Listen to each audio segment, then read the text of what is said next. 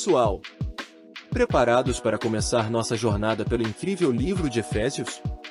Hoje, vamos mergulhar no capítulo 1 dessa carta fascinante de Paulo. Aqui, o apóstolo fala sobre nossa identidade em Cristo, como fomos escolhidos e abençoados com bênçãos espirituais, além de nos lembrar da nossa eterna esperança. E se você pensava que Paulo só falava de coisas complicadas, se prepara, porque este capítulo é tudo menos difícil de entender. Vai ser uma surpresa e tanto. Agora, pessoal, é hora de focar. Este é o nosso momento devocional. Vamos deixar de lado por uns minutos as preocupações do dia a dia, aqueles boletos, a fatura da água, da luz, da internet. Enfim, todo esse estresse, porque esses minutos aqui são dedicados a Deus. Vamos consagrar esse tempo, focados na palavra que nos transforma. Antes de começarmos com os comentários, que tal lermos juntos o capítulo 1 de Efésios? Me acompanhem na tela e vamos nessa! Paulo, apóstolo de Jesus Cristo, pela vontade de Deus, aos santos que estão em Éfeso, e fiéis em Cristo Jesus. A vós graça, e paz da parte de Deus nosso Pai e do Senhor Jesus Cristo. Bendito o Deus e Pai de nosso Senhor Jesus Cristo, o qual nos abençoou com todas as bênçãos espirituais nos lugares celestiais em Cristo.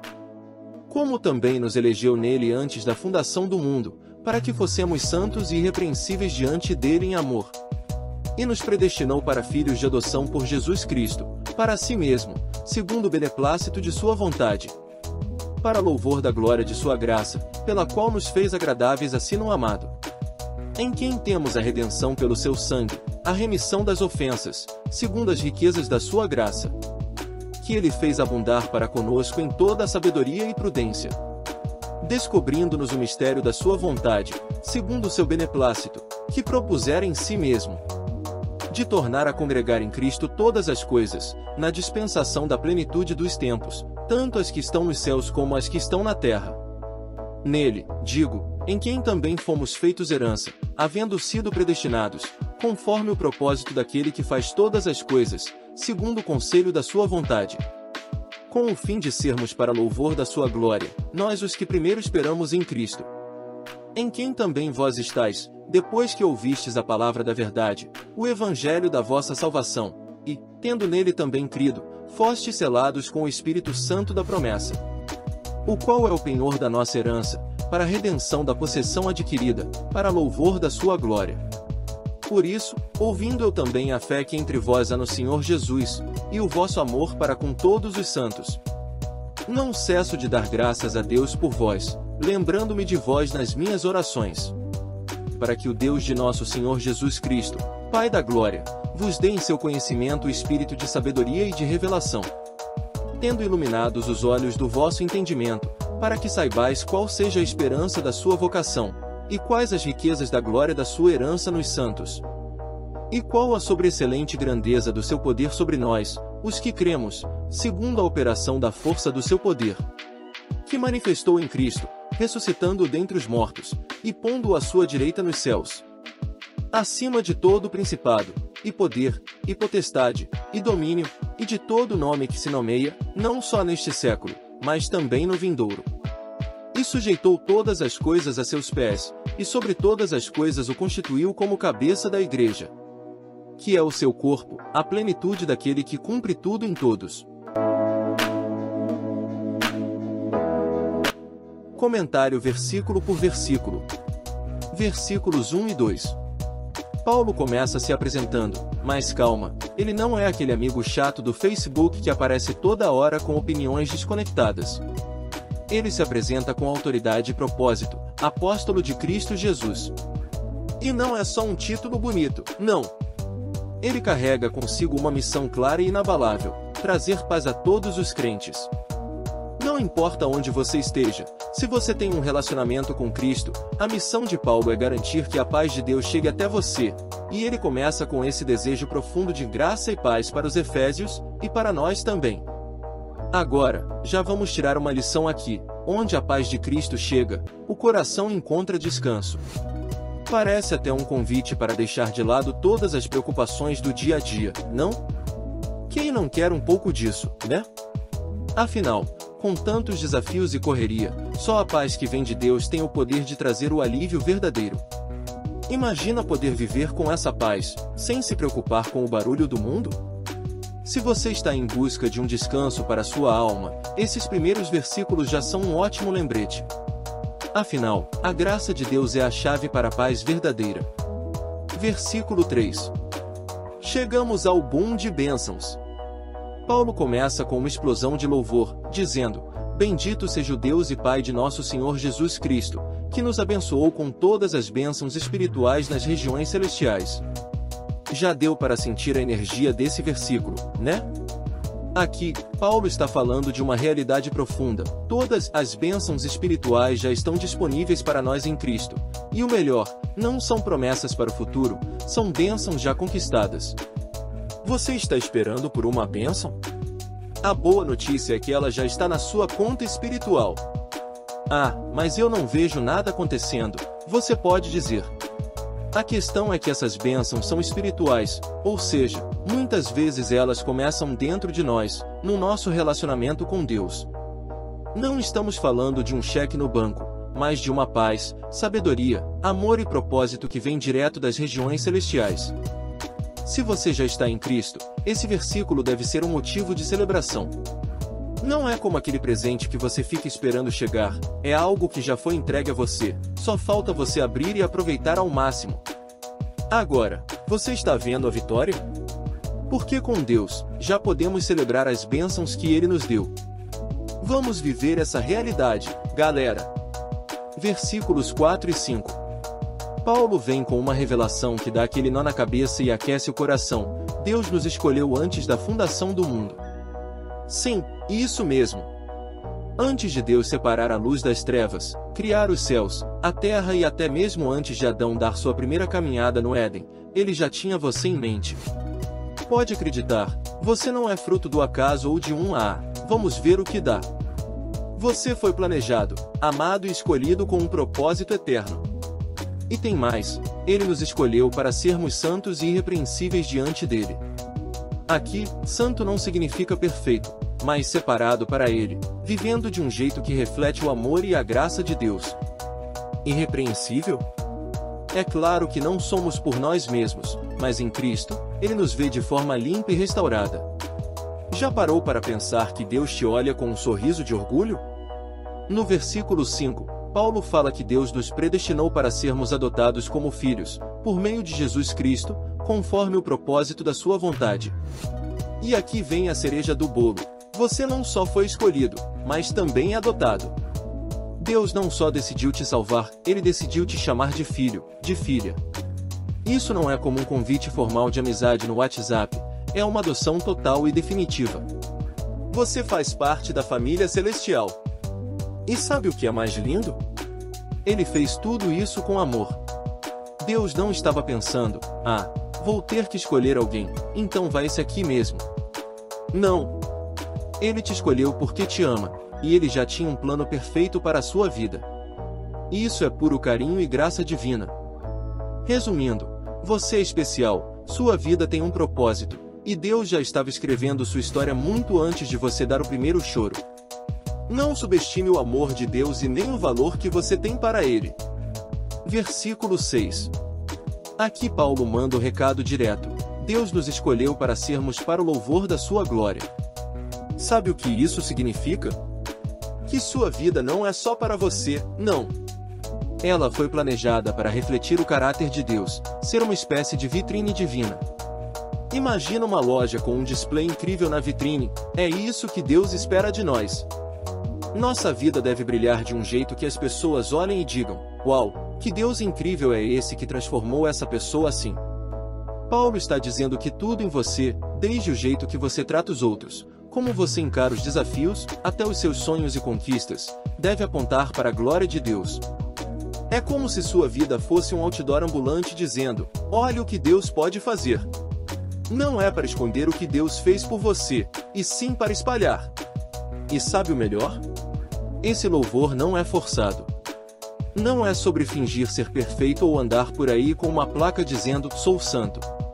É algo natural, que flui do coração de quem foi transformado por Deus. Quando você vive cheio da graça de Deus, o louvor vem automaticamente. É aquela gratidão que transborda em atitudes, palavras e até nas pequenas coisas do dia a dia, tipo ajudar alguém sem esperar nada em troca, enfrentar um problema com esperança ou até simplesmente espalhar sorrisos. E não vamos esquecer que essa glória de Deus não é algo que a gente guarda só para os domingos, sábados ou momentos religiosos. Ela se manifesta em todos os aspectos da vida, nos estudos, no trabalho, na família, na escola e até nas redes sociais. Sim, até ali você pode refletir quem Deus é, sendo autêntico e mostrando o amor dele. Então, o desafio aqui é simples, mais profundo que sua vida grite glória a Deus em tudo que você faz. Seja no jeito que você fala, vive, ajuda e até em como reage quando algo dá errado. Afinal, Deus escolheu você para ser uma expressão viva do amor e da glória dele. Não é uma baita missão incrível? Versículos 7 e 8. Agora, Paulo entra em um dos assuntos mais impactantes de toda a Bíblia, redenção e perdão dos pecados. Ele nos lembra que, através de Jesus, somos redimidos, ou seja, libertos do pecado e das consequências dele. Mas não pense que isso veio de graça, pelo menos para Jesus, né?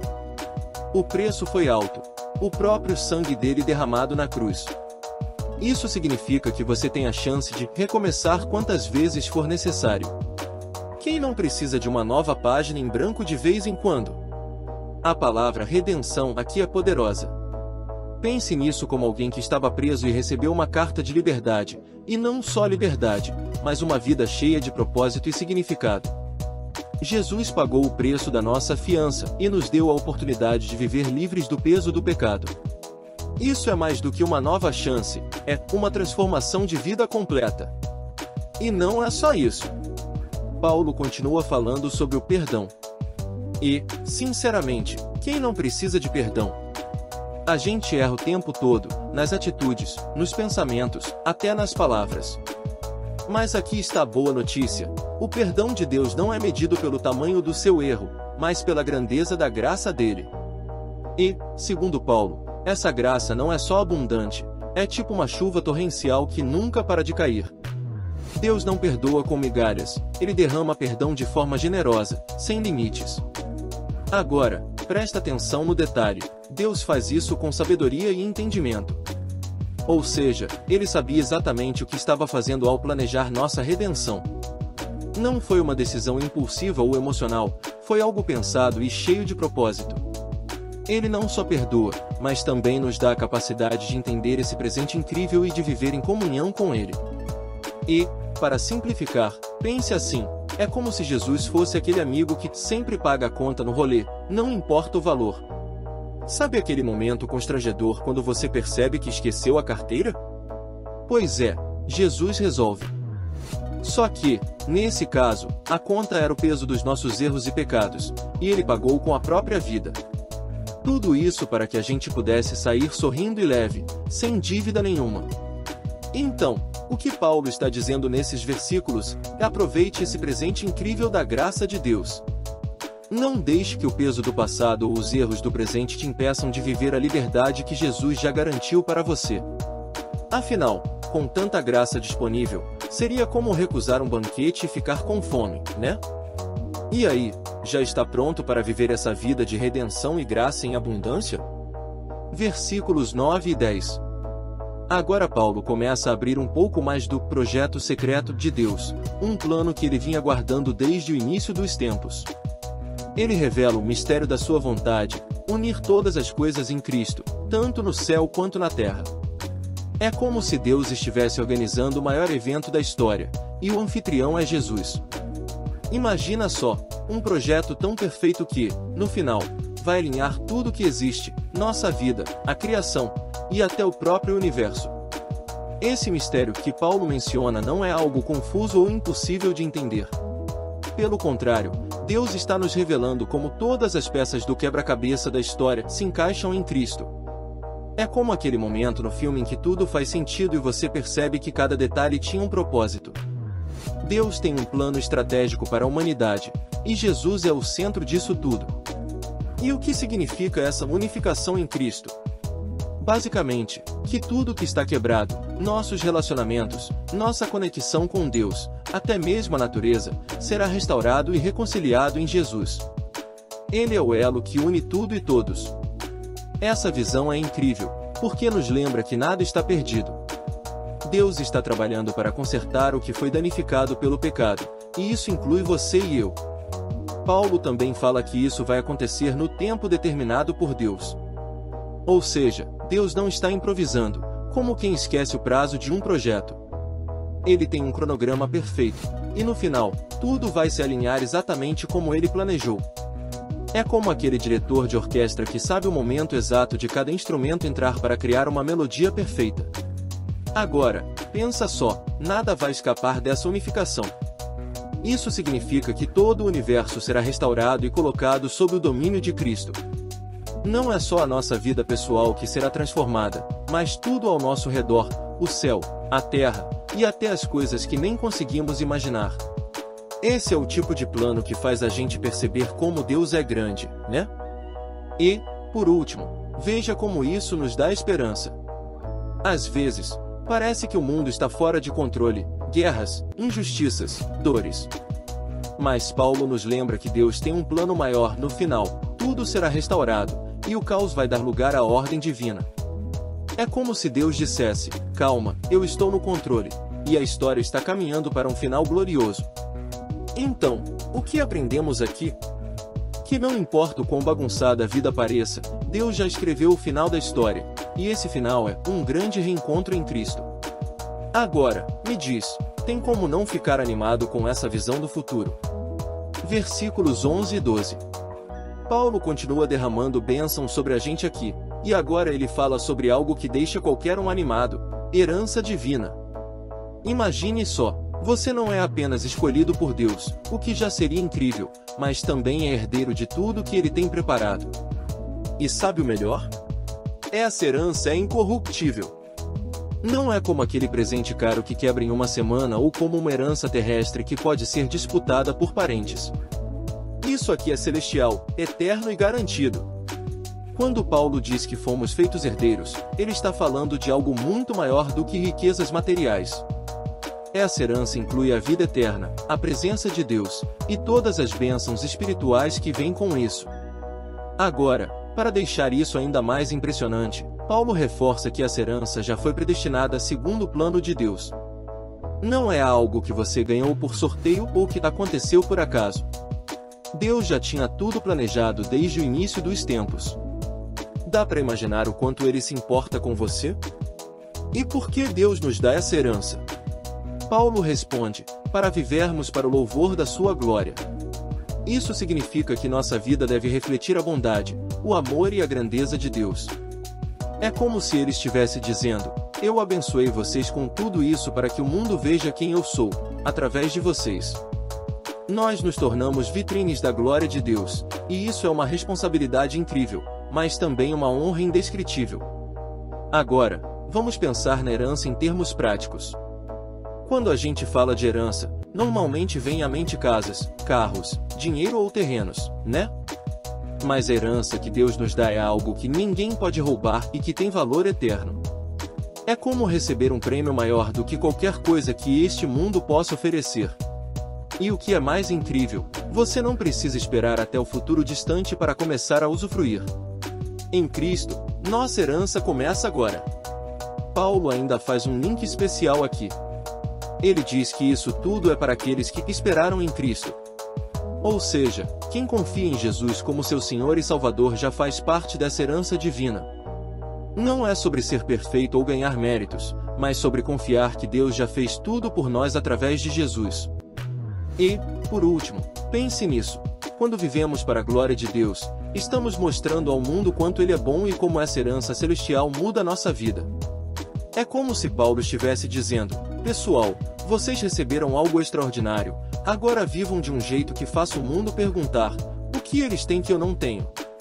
A resposta, claro, será: Cristo em nós, a esperança da glória. Então, da próxima vez que você pensar na palavra herança, lembre-se, você é um herdeiro do reino de Deus, e isso é mais valioso do que qualquer tesouro terreno. Essa verdade deve encher nosso coração de gratidão e nos motivar a viver uma vida que glorifica o Pai. Afinal, que presente maior poderia existir do que ser chamado filho e herdeiro de Deus? Versículos 13 e 14. Paulo agora traz um ponto essencial e poderoso: o Espírito Santo. Ele diz que, quando ouvimos a palavra da verdade, o Evangelho, e cremos, somos selados com o Espírito Santo da promessa. Ok, mas o que isso significa? Vamos imaginar, o Espírito Santo é como aquele carimbo que garante que o produto é autêntico, ou um selo oficial que prova que algo é legítimo e de alta qualidade. Só que, nesse caso, o produto é você, e o selo é o Espírito Santo marcando você como propriedade de Deus. E o melhor, esse selo não pode ser falsificado, apagado ou perdido. Paulo descreve o Espírito Santo como a garantia da nossa herança. Vamos traduzir isso para algo mais prático. Pense em um sinal de pagamento ou um comprovante.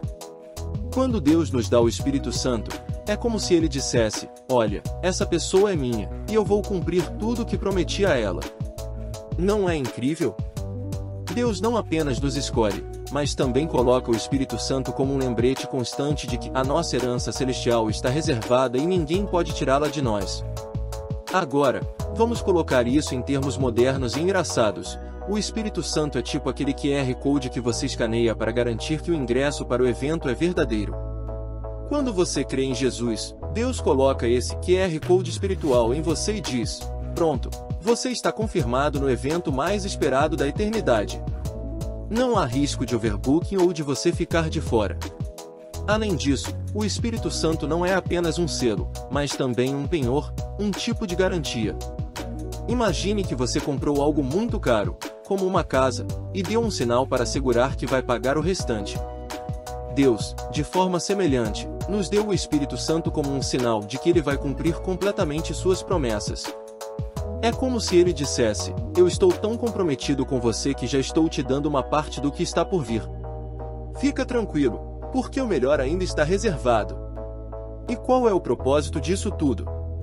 Paulo deixa claro: para o louvor da glória de Deus. Ou seja, quando experimentamos o Espírito Santo em nossa vida, sentindo sua presença, direção e consolo, isso aponta para a bondade e a fidelidade de Deus.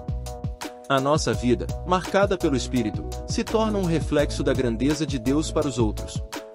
E o Espírito Santo não é apenas um selo passivo. Ele é ativo. Ele nos guia, nos consola, nos fortalece e nos ajuda a viver de maneira que glorifica a Deus. É como se Deus tivesse enviado um assistente pessoal celestial para nos ajudar a atravessar a vida e nos lembrar constantemente: você pertence a Deus, e o futuro que Ele planejou para você está garantido. Por fim, lembre-se, Deus não erra no cadastro. Ele sabe exatamente quem você é, onde você está e o que Ele tem preparado para você. Se você já creu no Evangelho, o Espírito Santo é a prova viva de que você está seguro nas mãos de Deus.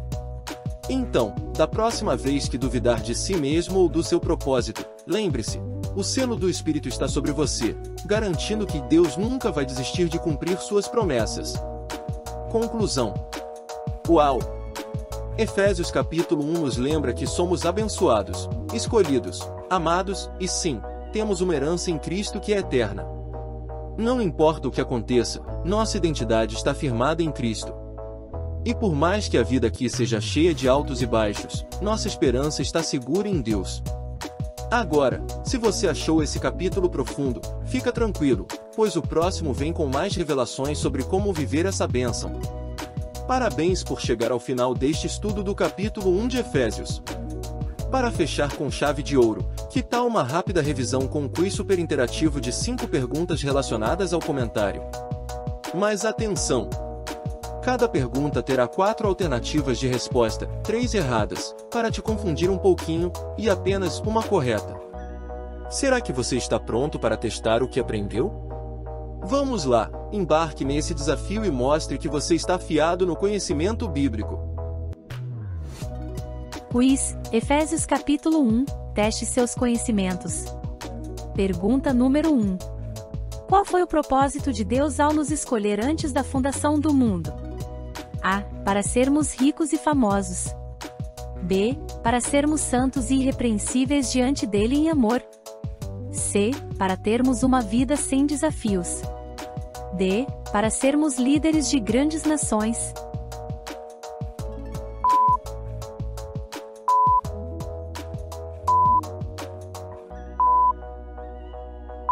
Resposta correta, alternativa, B. Para sermos santos e irrepreensíveis diante dele em amor.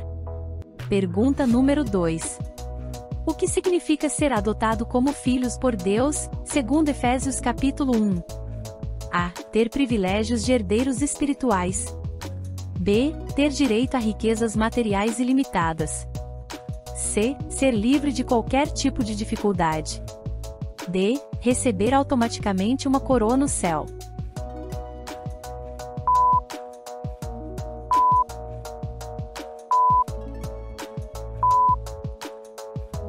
Resposta correta, alternativa, a ter privilégios de herdeiros espirituais. Pergunta número 3. O que Paulo diz que nos redime e nos garante o perdão dos pecados? A. Nossas boas obras. B. O sacrifício de Jesus e seu sangue. C. Seguir todas as regras religiosas. D. O jejum e as orações diárias.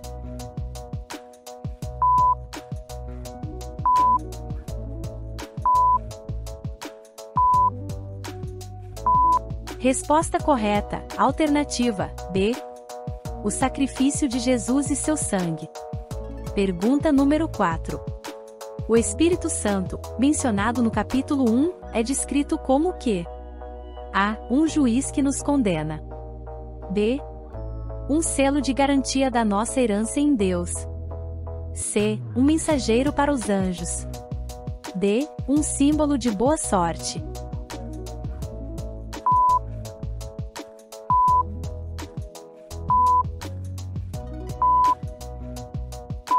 Resposta correta, alternativa, B. Um selo de garantia da nossa herança em Deus. Finalmente, pergunta número 5. Qual é o grande plano de Deus, segundo os versículos 9 e 10? A. Criar várias religiões diferentes. B. Unir todas as coisas em Cristo, tanto no céu quanto na terra.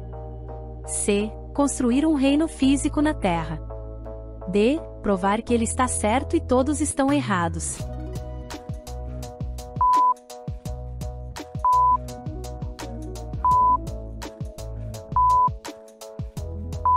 Resposta correta, alternativa, D. Unir todas as coisas em Cristo, tanto no céu quanto na terra.